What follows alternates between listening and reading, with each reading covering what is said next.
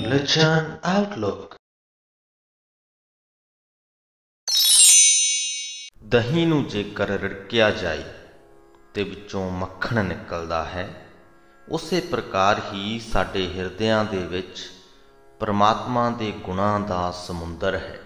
ਉਹਨੂੰ ਵੀ ਜੇਕਰ ਅਸੀਂ ਰਿੜਕੀਏ ਜਾਣੀ ਕਿ ਵਿਚਾਰੀਏ ਤਾਂ ਕੀ ਨਿਕਲਦਾ ਹੈ?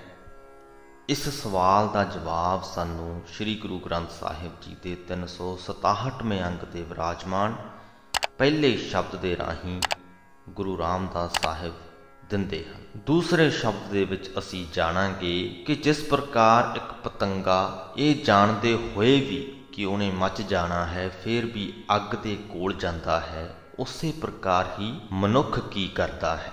ਤੀਸਰੇ ਸ਼ਬਦ ਦੇ ਵਿੱਚ ਦੂਸਰੇ ਸ਼ਬਦ ਵਰਗੀ ਹੀ ਇੱਕ ਹੋਰ ਉਦਾਹਰਣ ਪੇਸ਼ ਕਰਦੇ ਹੋਏ ਗੁਰੂ ਰਾਮਦਾਸ ਸਾਹਿਬ ਸਾਨੂੰ ਦੱਸਦੇ ਨੇ ਕਿ ਜਿਸ ਪ੍ਰਕਾਰ ਹਾਥੀ ਨਹਾ ਕੇ ਤੇ ਆਪਣੇ ਸਿਰ ਦੇ ਵਿੱਚ ਮਿੱਟੀ ਪਾ ਲੈਂਦਾ ਹੈ, ਪਹਿਲਾਂ ਨਹਾਉਂਦਾ ਹੈ ਫਿਰ ਮਿੱਟੀ ਪਾ ਲੈਂਦਾ ਹੈ, ਉਸੇ ਪ੍ਰਕਾਰ ਹੀ ਮਨੁੱਖ ਵੀ ਅਜਿਹਾ ਹੀ ਕਾਰਜ ਕਰਦਾ ਹੈ ਧਾਰਮਿਕ ਕਾਰਜ ਕਰਦੇ ਹੋਏ। ਭਾਵ ਕਿ ਧਾਰਮਿਕ ਕਾਰਜ ਕਰਦਾ ਹੈ ਪਰ ਉਹਨਾਂ ਦਾ ਲਾਹਾ ਨਹੀਂ ਲੈ ਪਾਉਂਦਾ। ਕਿਉਂ ਨਹੀਂ ਲੈ ਪਾਉਂਦਾ ਇਹ ਆਪਾਂ ਤੀਸਰੇ ਸ਼ਬਦ ਦੇ ਵਿੱਚ ਜਾਣਾਂਗੇ। ਤੇ ਚੌਥਾ ਅਤੇ ਆਖਰੀ ਸ਼ਬਦ ਜੋ ਅੱਜ ਦੀ ਬਾਣੀ ਦੇ ਵਿੱਚ ਅਸੀਂ ਪੜ੍ਹਨਾ ਹੈ ਉਹਦੇ ਵਿੱਚ ਅਸੀਂ ਜਾਣਾਂਗੇ ਕਿ ਕਿਉਂ ਮਨੁੱਖ ਸਥਾਈ ਖੁਸ਼ੀ ਹਾਸਲ ਨਹੀਂ ਕਰ ਪਾਉਂਦਾ। ਸੋ ਬਹੁਤ ਹੀ ਮਹੱਤਵਪੂਰਨ ਸਿੱਖਿਆਵਾਂ ਅੱਜ ਦੀ ਬਾਣੀ ਦੇ ਵਿੱਚੋਂ ਸਾਨੂੰ ਮਿਲਣੀਆਂ ਹਨ। ਵੀਡੀਓ ਨੂੰ ਅੰਤ ਤੱਕ ਵੇਖਣ ਦੀ ਜ਼ਰੂਰ ਕਿਰਪਾਲਤਾ ਕਰਿਓ ਤੇ ਅੱਗੇ ਲੋਕਾਂ ਦੇ ਤੱਕ ਪਹੁੰਚਾਉਣ ਦੀ ਵੀ ਜ਼ਰੂਰ ਖੇਚਲ ਕਰਿਓ। ਆਓ ਹੁਣ ਸ਼ੁਰੂਆਤ ਕਰਦੇ ਹਾਂ ਅੱਜ ਦੀ ਬਾਣੀ ਦੀ। ਆਸਾ ਮਹਿਲਾ ਚੌਥਾ। ਗੁਣ ਗਾਵਾਂ ਗੁਣ ਬੋਲੀ ਬਾਣੀ, ਗੁਰਮੁਖ ਹਰ ਗੁਣ ਆਖ ਵਖਾਣੀ। ਗੁਰੂ ਰਾਮਦਾਸ ਸਾਹਿਬ ਕਹਿੰਦੇ ਹੈ ਭਾਈ ਗੁਰੂ ਦੀ ਸ਼ਰਨ ਪੈ ਕੇ ਮੈਂ ਵੀ ਪ੍ਰਮਾਤਮਾ ਦੇ ਗੁਣ ਗਾਉਂਦਾ ਰਹਿੰਦਾ ਹਾਂ, ਪ੍ਰਮਾਤਮਾ ਦੀ ਸਿਫਤ ਸਲਾਹ ਦੀ ਬਾਣੀ ਉਚਾਰਦਾ ਰਹਿੰਦਾ ਹਾਂ, ਪ੍ਰਮਾਤਮਾ ਦੇ ਗੁਣ ਉਚਾਰ ਕੇ ਬਿਆਨ ਕਰਦਾ ਰਹਿੰਦਾ ਹਾਂ। ਕਿਉਂ?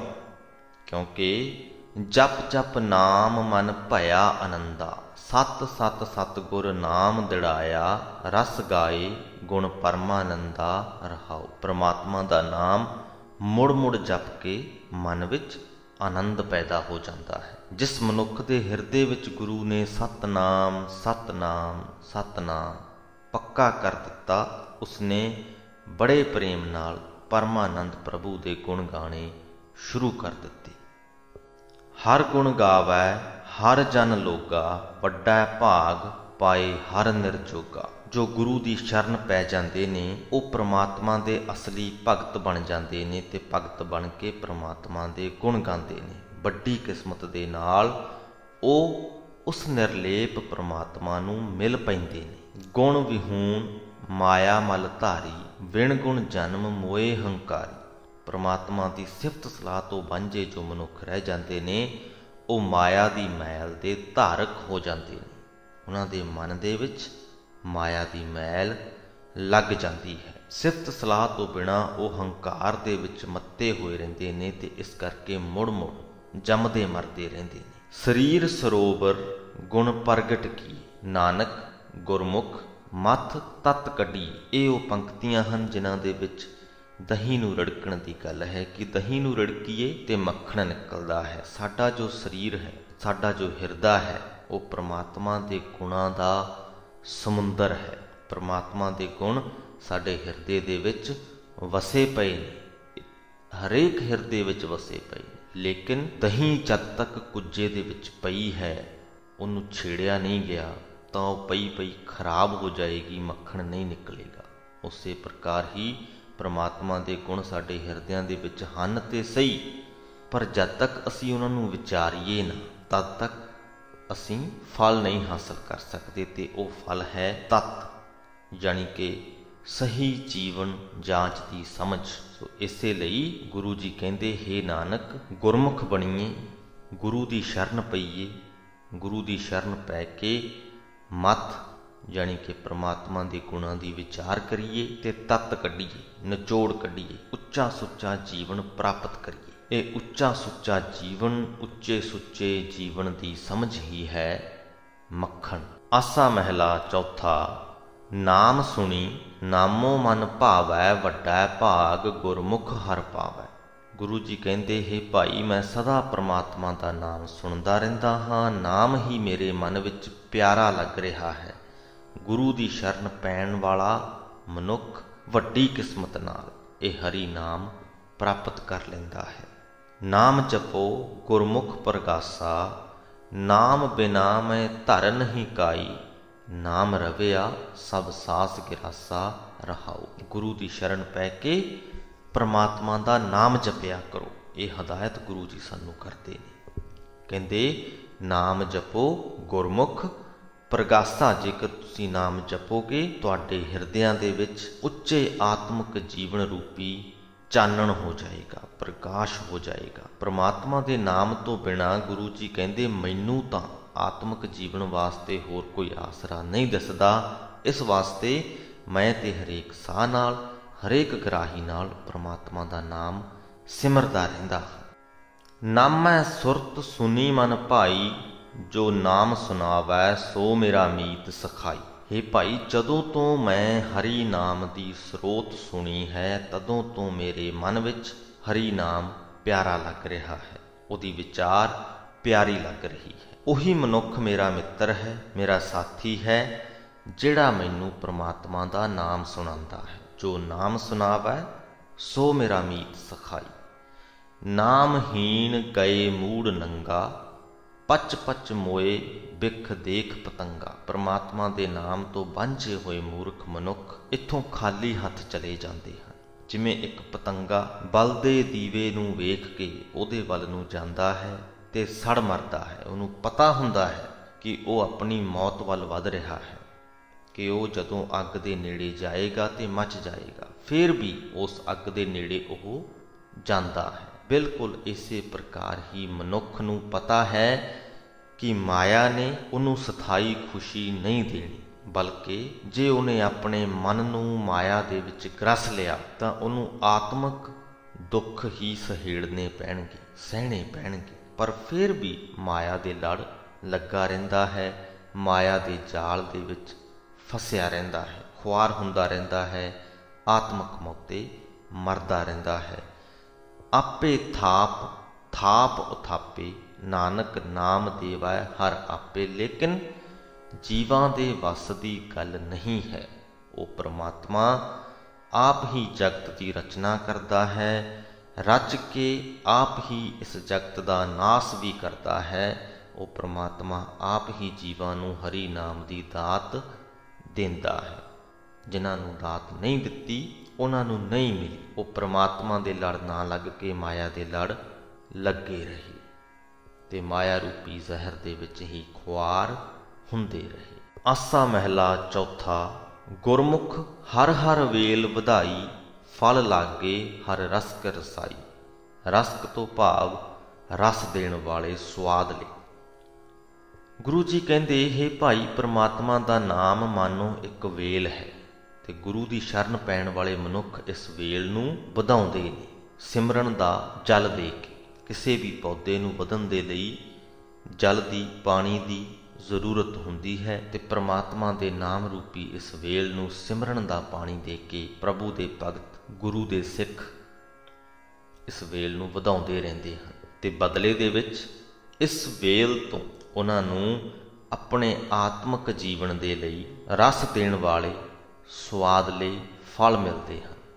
ਜਦ ਅਸੀਂ ਕਿਸੇ ਸੁਆਦਲੇ ਪਦਾਰਥ ਦਾ ਸੇਵਨ ਕਰਦੇ ਹਾਂ ਤਾਂ ਆਨੰਦ ਮਹਿਸੂਸ ਕਰਦੇ ਹਾਂ, ਲੇਕਿਨ ਉਹ ਆਨੰਦ ਥੋੜ੍ਹ ਚਿਰਾਈ ਹੁੰਦਾ ਹੈ। ਜਦ ਤੱਕ ਅਸੀਂ ਉਸ ਪਦਾਰਥ ਦਾ ਸੇਵਨ ਕਰ ਰਹੇ ਹਾਂ, ਅਸੀਂ ਆਨੰਦਿਤ ਹਾਂ। ਜਦੋਂ ਹੀ ਉਸ ਪਦਾਰਥ ਦੀ ਸਮਾਪਤੀ ਹੋ ਗਈ, ਅਸੀਂ ਸੇਵਨ ਨਹੀਂ ਕਰ ਰਹੇ ਤੇ ਉਹ ਆਨੰਦ ਵੀ ਖਤਮ ਹੋ ਜਾਂਦਾ ਹੈ। ਲੇਕਿਨ ਨਾਮ ਸਿਮਰਨ ਰੂਪੀ ਵੇਲ ਤੋਂ ਮਿਲਿਆ ਹੋਇਆ ਫਲ ਸਾਡੀ ਆਤਮਾ ਨੂੰ, ਸਾਡੇ ਮਨ ਨੂੰ ਸਥਾਈ ਆਨੰਦ ਬਖਸ਼ਦਾ ਹੈ। ਹਰ ਹਰ ਨਾਮ ਜਪ ਅਨੰਤ ਤਰੰਗਾ, ਜਪ ਜਪ ਨਾਮ ਗੁਰਮਤਿ ਸਲਾਹੀ। ਮਾਰਿਆ ਕਾਲ ਜਮ ਕੰਕਰ ਭੁਯੰਗਾ, ਰਹਾਉ। ਜਗਤ ਦੇ ਵਿੱਚ ਅਨੇਕਾਂ ਹੀ ਜੀਅ ਜੰਤ ਹਨ ਤੇ ਇਹ ਜੀਅ ਜੰਤ ਉਸ ਮਾਲਕ ਪਰਮਾਤਮਾ ਦੀਆਂ ਬੇਅੰਤ ਲਹਿਰਾਂ ਨੇ। ਸੋ ਗੁਰੂ ਜੀ ਸਾਨੂੰ ਹਦਾਇਤ ਕਰਦੇ ਨੇ ਕਿ ਹੇ ਭਾਈ, ਬੇਅੰਤ ਲਹਿਰਾਂ ਦੇ ਮਾਲਕ ਪ੍ਰਮਾਤਮਾ ਦਾ ਨਾਮ ਸਿਮਰ। ਹਰ ਹਰ ਨਾਮ ਜਪ ਅਨੰਤ ਤਰੰਗਾ। ਗੁਰੂ ਦੀ ਮੱਤ ਲੈ ਕੇ ਮੁੜ ਮੁੜ ਹਰ ਨਾਮ ਸਿਮਰ ਤੇ ਸਿਫਤ ਸਲਾਹ ਕਰਦਾ ਰਹੋ। ਜਿਸ ਮਨੁੱਖ ਨੇ ਨਾਮ ਜਪਿਆ, ਜਿਸ ਨੇ ਸਿਫਤ ਸਲਾਹ ਕੀਤੀ, ਉਸਨੇ ਮਨ ਰੂਪੀ ਸੱਪ ਨੂੰ ਮਾਰ ਲਿਆ। ਉਸਨੇ ਮੌਤ ਦਾ ਡਰ ਮੁਕਾ ਲਿਆ, ਜਮਦੂਤਾਂ ਨੂੰ ਮਾਰ ਲਿਆ। ਆਤਮਕ ਮੌਤ ਲਿਆਉਣ ਵਾਲੇ ਜਮਦੂਤ ਫਿਰ ਉਹਦੇ ਨੇੜੇ ਨਹੀਂ ਟੁਕਦੇ। ਹਰ ਹਰ ਗੁਰ ਮਹਿ ਭਗਤ ਰਖਾਈ, ਗੁਰ ਤੁਠਾ ਸਿੱਖ ਦੇਵਾ ਮੇਰੇ ਭਾਈ। ਇਹ ਮੇਰੇ ਭਾਈ, ਪ੍ਰਮਾਤਮਾ ਨੇ ਆਪਣੀ ਭਗਤੀ ਗੁਰੂ ਦੇ ਵਿੱਚ ਟਿਕਾ ਰੱਖੀ ਹੈ। ਜੇ ਗੁਰੂ ਪ੍ਰਸੰਨ ਹੋ ਜਾਏ ਤਾਂ ਭਗਤੀ ਦੀ ਇਹ ਦਾਤ ਸਿੱਖ ਨੂੰ ਦਿੰਦਾ ਹੈ। ਹਉਮੈ ਕਰਮ ਕਿਛ ਵਿਦ ਨਹੀਂ ਜਾਣੈ, ਜਿਉ ਕੁੰਚਰ ਨਹਾਏ ਖਾਕ ਸਿਰ ਛਾਣ। ਜਿਹੜਾ ਮਨੁੱਖ ਗੁਰੂ ਦੀ ਸ਼ਰਨ ਨਹੀਂ ਪੈਂਦਾ, ਉਹ ਪ੍ਰਮਾਤਮਾ ਦੀ ਭਗਤੀ ਦੀ ਅਸਲੀ ਵਿਧੀ ਨਹੀਂ ਜਾਣਦਾ, ਸਾਰ ਨਹੀਂ ਜਾਣਦਾ। ਉਹ ਧਾਰਮਿਕ ਕਾਰਜ ਕਰਦਾ ਹੈ, ਪੂਜਾ ਭਗਤੀ ਜ਼ਰੂਰ ਕਰਦਾ ਹੈ, ਪਰ ਉਹਦੇ ਪਿੱਛੇ ਦਾ ਭਾਵ ਨਹੀਂ ਸਮਝਦਾ। ਜਿਵੇਂ ਹਾਥੀ ਨਹਾ ਲੈਂਦਾ ਹੈ, ਨਹਾਉਣ ਤੋਂ ਬਾਅਦ ਮਿੱਟੀ ਆਪਣੇ ਸਿਰ ਵਿੱਚ ਪਾ ਲੈਂਦਾ ਹੈ, ਚਿੱਕੜ ਆਪਣੇ ਸਿਰ ਵਿੱਚ ਪਾ ਲੈਂਦਾ ਹੈ, ਉਹਦਾ ਨਹਾਤਾ ਹੋਇਆ ਵੀ ਕਿਸੇ ਕੰਮ ਦਾ ਨਹੀਂ ਰਹਿੰਦਾ। ਉਸੇ ਪ੍ਰਕਾਰ ਹੀ ਜੋ ਸਿਰਫ ਧਾਰਮਿਕ ਕਾਰਜ ਕਰਦੇ ਨੇ, ਉਹਨਾਂ ਦੇ ਪਿੱਛੇ ਉਹਨਾਂ ਦੀ ਹਉਮੈ ਕੰਮ ਕਰ ਰਹੀ ਹੁੰਦੀ ਹੈ। ਆਪਣੀ ਹਉਮੈ ਦੇ ਵਿੱਚ ਆ ਕੇ ਧਾਰਮਿਕ ਕਾਰਜ ਕਰਦੇ ਨੇ ਤੇ ਉਹ ਕੀਤੇ ਕਰਾਏ ਕਾਰਜ ਦਾ ਲਾਭ ਨਹੀਂ ਲੈ ਪਾਉਂਦੇ। ਕਾਰਨ ਇਹ ਹੈ ਕਿ ਉਹਨਾਂ ਦੇ ਜੋ ਗੁਰੂ ਦੇ ਲੜ ਨਹੀਂ ਲੱਗੇ ਹੋਏ ਤੇ ਧਾਰਮਿਕ ਕਾਰਜ ਕਰਦੇ ਨੇ। ਧਾਰਮਿਕ ਕਾਰਜ ਕਰਨ ਦੇ ਪਿੱਛੇ ਉਹਨਾਂ ਦੀਆਂ ਦੁਨਿਆਵੀ ਮਨਸ਼ਾਵਾਂ ਹੁੰਦੀਆਂ ਨੇ। ਉਹ ਧਾਰਮਿਕ ਕਾਰਜ ਨੂੰ ਕਰਦੇ ਹੀ ਇਸ ਕਰਕੇ ਨੇ ਤਾਂ ਕਿ ਉਹ ਕੋਈ ਨਾ ਕੋਈ ਦੁਨਿਆਵੀ ਲਾਭ ਖੱਟ ਸਕਣ।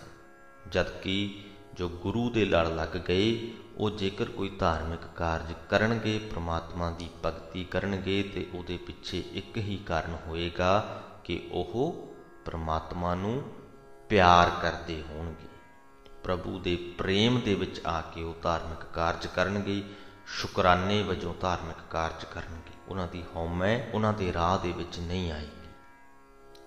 ਜੇ ਵੱਡ ਭਾਗ ਹੋਵੈ ਵੱਡ ਉੱਚੇ, ਨਾਨਕ ਨਾਮ ਜਪੈ ਸੱਚ ਸੂਚੇ। ਹੇ ਨਾਨਕ, ਜੇ ਵੱਡੇ ਭਾਗ ਹੋਣ, ਬੜੇ ਉੱਚੇ ਭਾਗ ਹੋਣ, ਤਾਂ ਮਨੁੱਖ ਗੁਰੂ ਦੀ ਸ਼ਰਨ ਪੈ ਕੇ ਪ੍ਰਮਾਤਮਾ ਦਾ ਨਾਮ ਜਪਦੇ ਹਨ। ਇਸ ਤਰ੍ਹਾਂ ਸਦਾ ਕਾਇਮ ਰਹਿਣ ਵਾਲੇ ਪ੍ਰਮਾਤਮਾ ਦੇ ਵਿੱਚ ਜੁੜ ਕੇ ਉਹ ਪਵਿੱਤਰ ਜੀਵਨ ਵਾਲੇ ਹੋ ਜਾਂਦੇ ਹਨ। ਪਰ ਜੇ ਵੱਡੇ ਭਾਗ ਹੋਣ ਤੇ ਸਾਡੇ ਭਾਗ ਲਿਖਣ ਵਾਲਾ ਉਹ ਪ੍ਰਮਾਤਮਾ ਆਪ ਹੈ। ਇਹ ਗੱਲ ਅਸੀਂ ਚੇਤਿਆਂ ਦੇ ਵਿੱਚ ਜ਼ਰੂਰ ਰੱਖੀਏ। ਆਸਾ ਮਹਿਲਾ ਚੌਥਾ। ਹਰ ਹਰ ਨਾਮ ਕੀ ਮਨ ਭੂਖ ਲਗਾਈ, ਨਾਮ ਸੁਣਿਆ ਮਨ ਤ੍ਰਿਪਤੈ ਮੇਰੇ ਭਾਈ। ਹੇ ਮੇਰੇ ਵੀਰ, ਮੇਰੇ ਮਨ ਵਿੱਚ ਸਦਾ ਪ੍ਰਮਾਤਮਾ ਦੇ ਨਾਮ ਦੀ ਭੁੱਖ ਲੱਗੀ ਰਹਿੰਦੀ ਹੈ। ਇਸ ਭੁੱਖ ਦੀ ਬਰਕਤ ਦੇ ਨਾਲ ਮੈਨੂੰ ਮਾਇਆ ਦੀ ਭੁੱਖ ਨਹੀਂ ਲੱਗਦੀ। ਜੇ ਅਸੀਂ ਦੁਨਿਆਵੀ ਸੰਦਰਭ ਦੇ ਵਿੱਚ ਵੀ ਵੇਖੀਏ, ਮੰਨ ਲਓ ਤੁਹਾਨੂੰ ਭੁੱਖ ਲੱਗੀ ਹੈ ਤੇ ਤੁਹਾਡੇ ਸਾਹਮਣੇ ਦੋ ਪਦਾਰਥ ਪਏ ਨੇ। ਸ਼ਰਤ ਇਹ ਹੈ ਕਿ ਤੁਸੀਂ ਇੱਕ ਹੀ ਖਾ ਸਕਦੇ ਹੋ, ਕਿਉਂਕਿ ਜਦੋਂ ਤੁਸੀਂ ਇੱਕ ਨੂੰ ਸਮਾਪਤ ਕੀਤਾ ਤੇ ਤੁਹਾਡੇ ਅੰਦਰ ਦੂਸਰਾ ਖਾਣ ਦੀ ਸਮਰੱਥਾ ਹੀ ਨਹੀਂ ਰਹੇਗੀ। ਤੁਹਾਡੀ ਕਪੈਸਿਟੀ ਇੰਨੀ ਹੈ ਕਿ ਤੁਸੀਂ ਇੱਕ ਖਾ ਸਕਦੇ ਹੋ, ਤਾਂ ਦੂਜੇ ਦੀ ਭੁੱਖ ਆਪਣੇ ਆਪ ਹੀ ਖਤਮ ਹੋ ਜਾਂਦੀ ਹੈ, ਇੱਕ ਪਲ ਦੇ ਲਈ ਤ੍ਰਿਪਤੀ ਹੋ ਜਾਂਦੀ ਹੈ। ਸੋ ਇਸੇ ਪ੍ਰਕਾਰ ਹੀ ਜਦ ਅਸੀਂ ਆਪਣੇ ਮਨ ਦੀ, ਆਤਮਾ ਦੀ ਭੁੱਖ ਨੂੰ ਪ੍ਰਮਾਤਮਾ ਦੇ ਨਾਮ ਦੇ ਨਾਲ ਮਿਟਾ ਲਈਏ ਤੇ ਫਿਰ ਮਾਇਆ ਦੀ ਭੁੱਖ ਨਹੀਂ ਰਹਿ ਜਾਂਦੀ। ਪ੍ਰਮਾਤਮਾ ਦਾ ਨਾਮ ਸੁਣਦੇ ਰਹੀਏ ਤਾਂ ਮਨ ਰੱਜਿਆ ਰਹਿੰਦਾ ਹੈ। ਜੋ ਆਪਾਂ ਦੁਨਿਆਵੀ ਉਦਾਹਰਣ ਲਈ ਉਹਦੇ ਹਿਸਾਬ ਨਾਲ ਵੀ ਵੇਖੀਏ ਤੇ ਇੱਕ ਵਕਤ ਤੇ ਤੁਸੀਂ ਉਹਨਾਂ ਦੋਹਾਂ ਦੇ ਵਿੱਚੋਂ ਇੱਕ ਪਦਾਰਥ ਖਾ ਕੇ ਆਪਣੀ ਭੁੱਖ ਨੂੰ ਮਿਟਾ ਲਿਆ, ਪਰ ਥੋੜ੍ਹੀ ਦੇਰ ਬਾਅਦ ਹੋਰ ਭੁੱਖ ਲੱਗੇਗੀ, ਤਾਂ ਉਸ ਵਕਤ ਮੌਕਾ ਹੋਏਗਾ ਕਿ ਤੁਸੀਂ ਉਹ ਦੂਸਰਾ ਪਦਾਰਥ ਵੀ ਖਾ ਸਕੋ। ਇਸੇ ਕਰਕੇ ਪ੍ਰਮਾਤਮਾ ਦੇ ਨਾਮ ਨੂੰ ਚੱਤੋ ਪਹਿਰ ਚੇਤਿਆਂ ਦੇ ਵਿੱਚ ਰੱਖਣਾ ਜ਼ਰੂਰੀ ਹੈ, ਤਾਂ ਕਿ ਸਾਡੇ ਮਨ ਦੀ, ਸਾਡੀ ਆਤਮਾ ਦੀ ਭੁੱਖ ਪ੍ਰਭੂ ਦੇ ਨਾਮ ਨਾਲ ਮਿਟੀ ਰਹੇ ਤੇ ਮਾਇਆ ਦੇ ਨਾਲ ਭੁੱਖ ਮਿਟਾਉਣ ਦਾ ਸਾਨੂੰ ਮੌਕਾ ਹੀ ਨਾ ਮਿਲੇ, ਲੋੜ ਹੀ ਨਾ ਪਵੇ। ਅਸੀਂ ਪ੍ਰਭੂ ਦੇ ਨਾਮ ਨਾਲ ਹੀ ਤ੍ਰਿਪਤ ਹੋਏ ਰਹੀਏ। ਨਾਮ ਜਪੋ ਮੇਰੇ ਗੁਰਸਿੱਖ ਮੀਤਾ, ਨਾਮ ਜਪੋ ਨਾਮੇ ਸੁਖ ਪਾਵੋ, ਨਾਮ ਰੱਖੋ ਗੁਰਮਤਿ ਮਨ ਚੀਤਾ ਰਹਾਓ। हे मेरे गुरु दे सिखो मेरे मित्रो, सदा परमात्मा दा नाम जपदे रहो। नाम विच जुड़ के आत्मक आनंद माणो। गुरु दी मत दे राही परमात्मा दे नाम नूं अपने मन विच, अपने चित्त विच टिकाई रखो। अजिहा असी क्यों करना है? अजिहा करन दे फायदे गुरु जी ने सानू पहलियां दो पंक्तियां दे विच दस दिते हैं। नामो नाम सुनी मन सरसा, नाम लाहा लै गुरमत विगसा। हे मेरे वीर, सदा परमात्मा दा नाम ही नाम सुन के मन दे विच प्रेम अते दया आदਿਕ गुण पैदा हो जाते ने। कह सकते हाँ कि साडा मन इन्हां गुणां दे नाल हरा होया रहिंदा है। गुरु दी मत दी बरकत नाल परमात्मा दा नाम खट खट के मन खुशी दे विच टिकिया रहिंदा है। नाम बिना कुष्टी मोह अंधा, सब नेह फल कर्म कीए दुख धंधा। जिमें कोई कोड़ा जां कोड़ी कोड़ दे दर्द दे नाल विलकदा है, तिवें परमात्मा दे नाम तो विछड़िया होया मनुख आत्मक रोगां नाल ग्रसिया होया दुखी हुंदा रहिंदा है। माया दा मोह उसनूं सही जीवन जुगत वल्लों अन्ना करी रखदा है। होर जितने भी काम वो करदा है वो व्यर्थ जाते हैं। वो काम उसनूं आत्मक दुख ही देंदे हैं। उस लई वो सारे कारज माया दा जाल ही बने रहंदे हैं। हर हर हर जस जपै वड भागी, नानक गुरमत नाम लिव लागी। ये नानक वड्डे भागां वाला है वो मनुख जिहड़ा गुरु दी मत लैके सदा परमात्मा दी सिफत सलाह करदा है। गुरु दी मत दी बरकत नाल परमात्मा दे नाम विच जिहदी लगन बनी रहिंदी है। सो इस दे नाल ही श्री गुरु ग्रंथ साहिब जी दे 367वें अंग दी बाणी दी व्याख्या दी समाप्ति हुंदी है जी। उम्मीद करते हाँ बाणी दी शुरुआत दे विच, अज दी वीडियो दी शुरुआत दे विच जो सिक्ख्यावां दा जिक्र असी कीता वो सिक्ख्यावां तुहानूं जरूर हासिल हो गईयां होणगीਆਂ ते वो सिक्ख्यावां तुहाडे जीवन नूं सुखाला बनाउण दे विच सहाई होणगीਆਂ। इत्थे ही अज दी वीडियो दी समाप्ति करते हाँ। बुलाओ फतेह। वाहिगुरू जी का खालसा, वाहिगुरू जी की फतेह।